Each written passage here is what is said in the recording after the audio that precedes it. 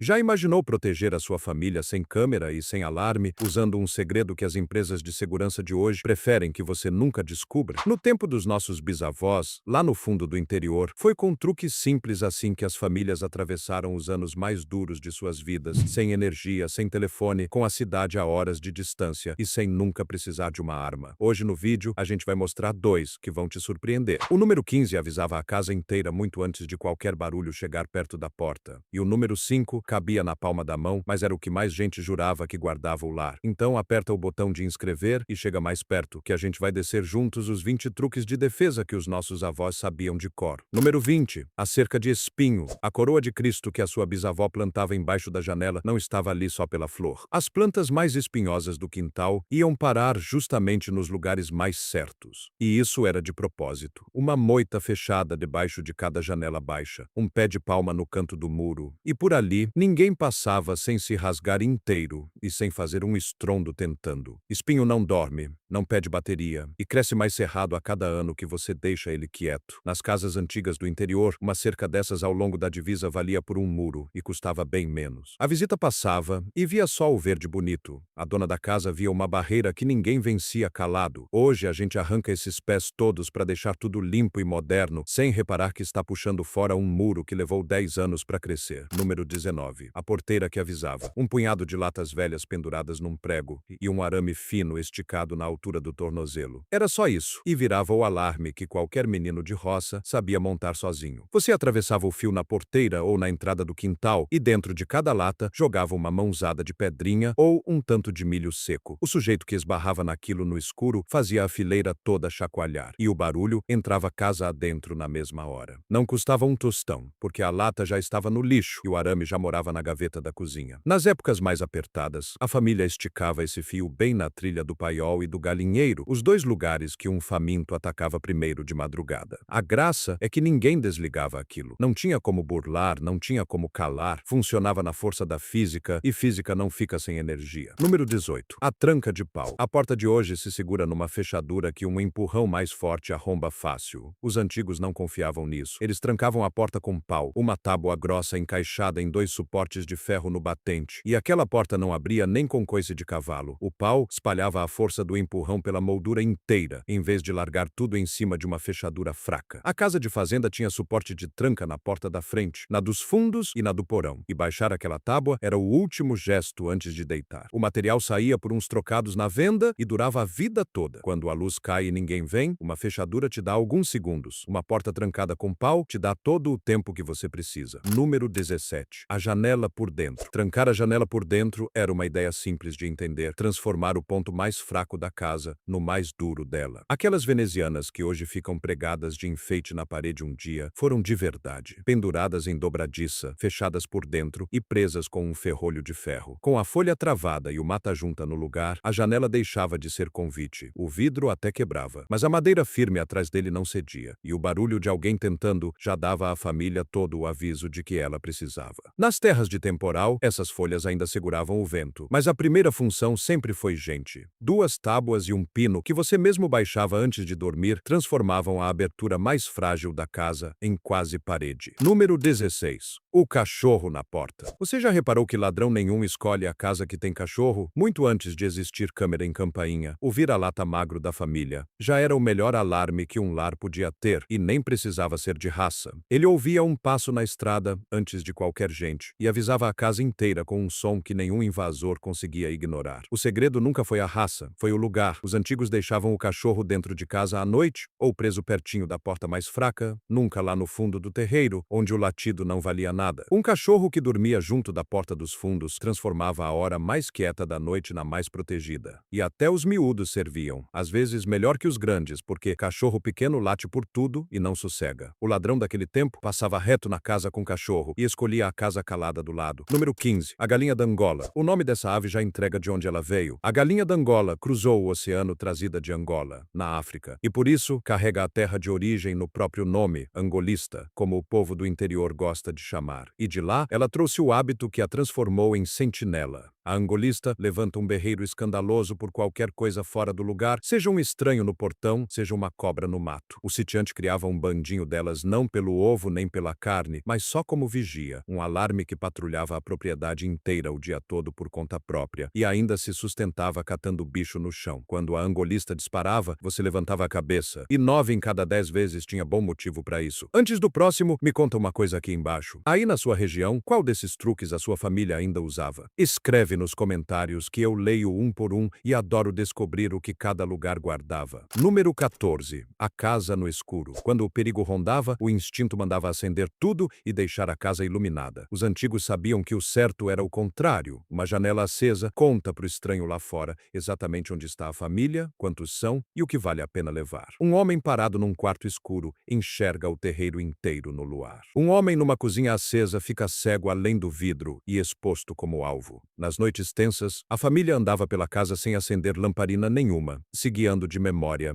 e espiando o movimento de dentro da sombra. Quando muito, deixavam uma luz fraca acesa num cômodo vazio, só para despistar. O escuro ali não era medo, era a vantagem de quem jogava em casa, e não custava nada. Número 13. O paiol guardado. O que o estranho com fome queria de verdade não era para sua casa, era o seu paiol. No interior, o alvo raramente era a sala ou o quarto, e sim o que dava de comer, o milho guardado e o toucinho salgado pendurado na cozinha. Por isso, a defesa dos antigos se voltava tanto para os fundos. O galinheiro ficava perto da janela do quarto, onde qualquer agito acordava o dono. E o paiol tinha tramelá cadeado e o cachorro dormindo bem naquele rumo. A família sabia que ninguém arriscava a vida para levar um retrato da parede, mas muita gente arriscava por uma saca de mantimento numa época de fome. Guardar a comida era guardar a própria sobrevivência, e eles nunca trataram isso como coisa de menos. Número 12. A cacimba tampada. Existia uma lei que ninguém na casa quebrava, e a pena por quebrar, ela era a família acabada em 3 dias. A lei mandava nunca deixar a água chegar no último balde, e guardar a cacimba e o poço com o mesmo cuidado que se dava à porta. O poço tinha tampa pesada, chumbada ou trancada, não só para proteger as crianças, mas para impedir que alguém estragasse a única reserva de todos. Mantinham o pote coberto, o barril de água da chuva sempre cheio e conheciam cada mina num raio de caminhada. Uma família com água garantida atravessava quase qualquer aperto, enquanto a que perdia a sua estava perdida por inteiro, por mais firme que fosse a tranca. A gente abre a torneira e supõe que vai jorrar para sempre. Eles não supunham nada e, por isso, dormiam mais em paz. Número 11. Nunca num lugar só. O mundo de hoje junta a vida inteira num só lugar, uma conta no banco e uma casa. Os antigos faziam o oposto e faziam de propósito. O dinheiro ia repartido, um pouco dentro de casa e um pouco enterrado num vidro no pé da cerca. E a comida seguia a mesma regra, nunca toda no mesmo canto. A lógica era fria e certeira. Tudo que ficava num lugar só podia sumir numa noite ruim, pro ladrão ou pro fogo. Espalhado, nenhum azar sozinho limpava a família inteira. Na época das quebradeiras de banco, quem se saiu melhor foi justamente quem nunca confiou tudo a um teto só. Perdeu um pedaço e ficou com o resto. A gente chama de prático guardar tudo junto. Eles chamavam de imprudência. Número 10. O esconderijo da casa. Toda casa antiga que se prezava tinha um lugar, e a regra da família era que dele ninguém falava. Um fundo falso na despensa, um vão atrás do tijolo solto, o espaço embaixo do último degrau da escada. Ali ficava o que não se podia perder de jeito nenhum, o dinheiro e os documentos guardados para a pior hora. A ideia era simples e dura. Se um estranho entrasse mesmo, você queria que ele achasse alguma coisa rápido, pegasse e fosse embora, enquanto o que de fato importava seguia a um palmo da mão dele e completamente fora de vista. Os antigos sabiam que ladrão apressado procura por 2 ou 3 minutos, e não por 2 ou 3 horas. O esconderijo era o seguro contra a pior noite da vida, e custava só um pouco de carpintaria e a disciplina de calar a boca. Número 9. Não mostrar fartura. Sabe qual casa o ladrão deixava em paz, sempre a que parecia não ter nada? As famílias mais espertas do interior, mesmo com alguma coisa guardada, faziam questão de aparentar a mesma pobreza de todo mundo na estrada. Isso começava até na fumaça da chaminé. Numa época de aperto, uma chaminé soltando fumaça grossa e o cheiro de um bom cozido dizia ao mundo que ali tinha lenha e comida de sobra. Então abafavam o fogo até virar brasa fraca, se recolhiam cedo, e conversa solta sobre uma boa colheita era tratada como perigo, o tipo de coisa que trazia gente ruim para sua porta. A gente hoje mostra cada compra e cada viagem para quem quiser ver, e depois se pergunta como um estranho parecia saber tão bem a hora exata em que a casa ia estar vazia. Deixa eu te perguntar uma coisa antes de seguir. Qual desses truques trouxe de volta a lembrança da sua avó ou do seu avô. Escreve o nome dele aqui embaixo para eu ver, que essas memórias são a melhor parte dos comentários. Número 8. A batida combinada. A batida combinada era só isso, uma sequência certa de pancadas na porta, sempre no mesmo ritmo que só a família conhecia. Servia para saber, antes de abrir, se quem estava do lado de fora era gente de casa ou um estranho se passando por conhecido. Na calada da noite, sem olho mágico e muitas vezes sem nenhuma voz que desse para reconhecer, aquele ritmo valia mais que qualquer senha. As crianças aprendiam a batida antes mesmo de aprender a ler, e a regra era de ferro. Porta fechada não abria para a batida errada, por mais que a pessoa lá fora jurasse ser um parente chegando tarde. Um estranho imitava uma voz no escuro, inventava um nome de primo distante, mas não tinha como adivinhar a pancada que só corria dentro daquela família. Número 7. O sinal do vizinho. Muito antes do telefone chegar na roça e muito antes dele morrer no primeiro apagão, os vizinhos já se protegiam com sinal combinado. Um lampião posto numa certa janela ou balançado um tanto de vezes na varanda era recado que toda a família da estrada entendia. Um jeito dizia que estava tudo em paz, outro dizia venha rápido, tem encrenca aqui. Tinha também o sino de bater, forte e sem parar, e o assobio que só a casa do lado sabia ler. Aquilo significava que nenhuma família ficava sozinha, porque uma casa em perigo pedia socorro atravessando 1 quilômetro de campo escuro, sem um fio sequer entre elas. A gente trocou isso por telefone que se apaga no instante em que a torre fica sem energia, e se cortou do vizinho que via a sua luz e sabia na hora o que ela queria dizer. Número 6. As plantas da soleira. Um pé de arruda perto da porta, um vaso de comigo ninguém pode no canto, uma espada de São Jorge fincada na entrada. Em quase toda casa do interior, essas plantas montavam guarda na soleira, e não estavam ali por acaso.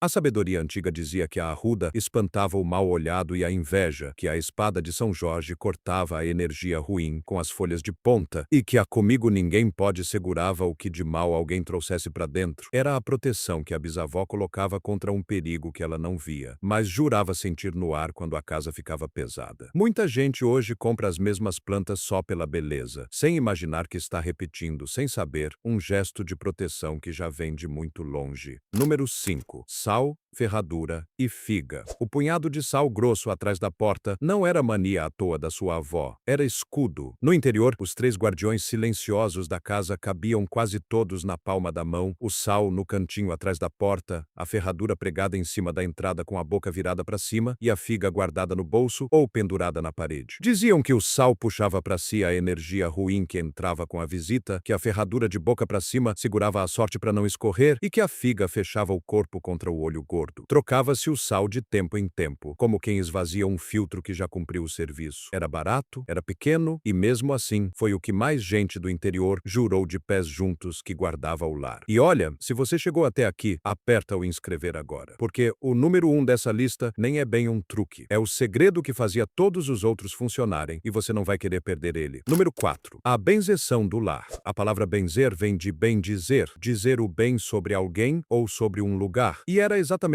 isso que se fazia com a casa. Não era só a pessoa doente que se benzia, a própria morada também recebia a sua reza de proteção. A benzedeira, ou muitas vezes a própria avó, passava um galho de arruda pelos cantos dos cômodos, murmurava a oração que aprendeu com a mãe e virava a imagem do santo de guarda de frente para a porta, para vigiar quem entrava. Era um cuidado que misturava fé e costume, feito no fim da tarde, quando a luz começava a cair e a casa se recolhia. Muita gente hoje torce o nariz para isso, mas naquele tempo benzer o lar era tão parte de proteger a família quanto trancar a porta. Número 3. O tempo do cangaço. Teve um tempo no sertão em que quebrar a lei do coronel tinha uma pena, e essa pena podia ser o bando armado parando na sua porteira. Era a época do cangaço, quando o Estado não chegava ao interior, a polícia ficava a dias de distância e a família aprendia a se proteger contando só com o que tinha dentro de casa. Quando corria a notícia de que um bando se aproximava, escondia-se tudo o que despertava cobiça, o dinheiro ia para a terra e o mantimento para o esconderijo. A casa ficava com cara de pobre e de vazia, porque chamar atenção naquele tempo era o mesmo que se oferecer. Foi um período duro e a gente lembra dele hoje com respeito por quem atravessou aquilo de pé, protegendo os seus, sem nunca poder chamar socorro. Número 2. Cada vizinho pelo nome. A gente hoje mora anos ao lado de alguém sem nunca saber o nome dele. Os antigos conheciam, pelo nome, cada pessoa que morava a uma distância de grito, e essas pessoas conheciam eles de volta. Era essa a proteção mais forte que uma família podia ter. Eles sabiam quem pertencia pertencia àquela estrada e quem não pertencia. Sabiam qual vizinho tinha braço firme numa hora ruim e qual estava sempre em casa durante o dia. Um estranho não conseguia atravessar aquela comunidade sem ser notado, porque ali todo mundo reparava em todo mundo e a encrenca que batia numa casa logo batia na dos outros. Não existe fechadura, câmera ou sirene que faça o que uma dúzia de vizinhos atentos faz de graça. Número 1. O mutirão. No topo dessa lista não tem um truque. Tem a coisa que todos os outros truques existiam para servir. Os nossos bisavós sobreviviam porque pertenciam a algo maior que as próprias quatro paredes. O cascalho e o cachorro, o lampião e o sino, a lata na porteira e a porta trancada com pau, nada daquilo funcionava sozinho. Tudo aquilo só valia porque desaguava numa rede de gente que cuidava uma da outra, que vinha quando era chamada e dividia o que tinha quando apertava. Uma família sozinha, por mais bem defendida que esteja, é coisa frágil. Uma comunidade que se conhece, que dá o sinal e responde ao sinal, é quase impossível de quebrar. Quando a luz cai, quando a câmera apaga e socorro nenhum vem chegando, a única coisa que sempre manteve as famílias em segurança foram outras famílias que decidiram não deixar aquela gente sozinha. Os antigos não tinham uma palavra para isso. Chamavam simplesmente de lar e sabiam que o lar nunca foi a casa. Era a gente ao redor dela. Então fica aqui o meu desafio para você e escolhe só um para essa semana. Bate na porta do vizinho e aprende o nome dele. Planta um pé de arruda na entrada de casa. Ou deixa um galho no canto da sala e repara como o ambiente parece mais leve. Depois volta aqui e me conta qual você resolveu trazer de volta, porque esses nunca foram só truques. Era um jeito inteiro de manter quem a gente ama em segurança com as próprias mãos e a gente deixou quase tudo isso se perder. Escreve nos comentários qual desses 20 você vai resgatar primeiro. Eu quero muito saber se a cerca de espinho ganha mais amor que a galinha da Angola. Os nossos bisavós sabiam proteger uma família sem um fio de energia. Agora você também sabe.